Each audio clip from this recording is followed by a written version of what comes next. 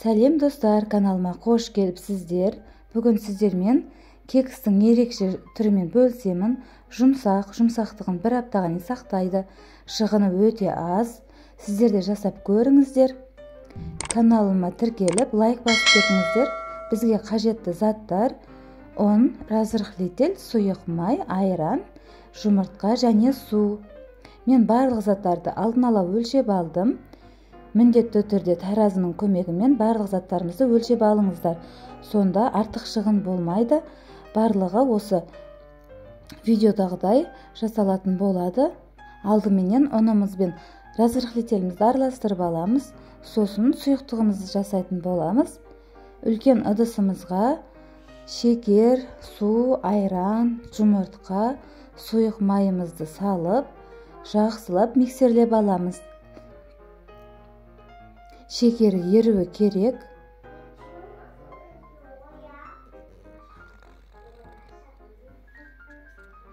Бес минуттай миксерлейміз.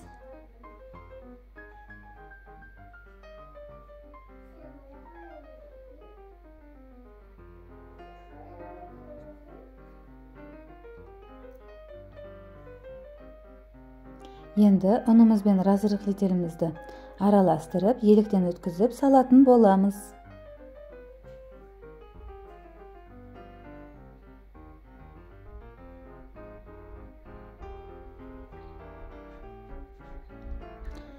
Жақсылап оны да миксерлеп аламыз.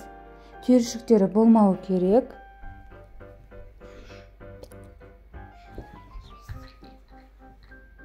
Міне біздің сұйықтығымыз дайын болды. Енді арнайы формаларымызға құйып алатын боламыз. Осындай резинка формаларды пайдаландым. Бір қасық толтырмастан саламыз. Начинкасына мен вареный сгущенканы қолдандым. Енді бір шай қасықта вареный сгущенка салып шығамыз.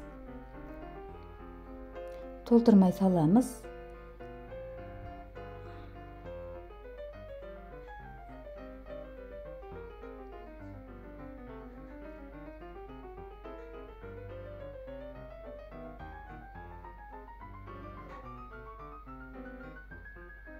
Енді вареный сгущенканың бетінен және де бір қасық толтырмастан тестадан құйып аламыз. Осылай бетін жауып аламыз.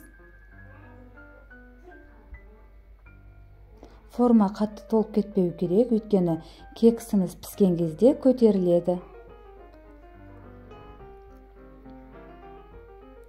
Міне барлығын осылай бетін жауып шығатын боламыз.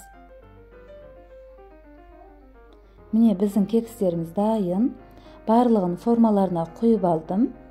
Енді алдын ала қыздырылған пеште 180 градуста 20-25 минут беті қызарғанша пісіріп аламыз.